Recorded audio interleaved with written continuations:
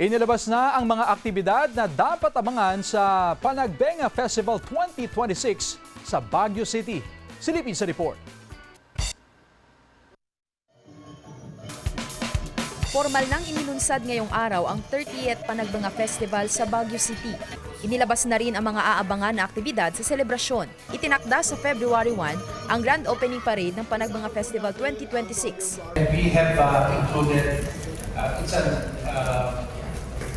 the community, civic society, everyone is invited to join that parade. Sa February 28, muling masasaksihan ang isa sa mga pinakainaabangan na pasiklaban ng mga kaluhok sa Grand Street Dance Parade.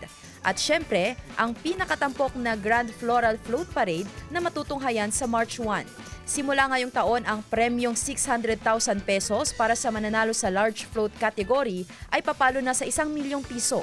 Ang second place naman ay makatatanggap ng 600,000 pesos at 400,000 pesos naman sa third placer. Iikot ang month-long celebration ng Panagbenga sa temang Blooming Without End na nagpapahayag ng patuloy na pag-usbong ng lungsod. At introduce yung presentation ng culture, even yung sa street dancing parade and yung prices of the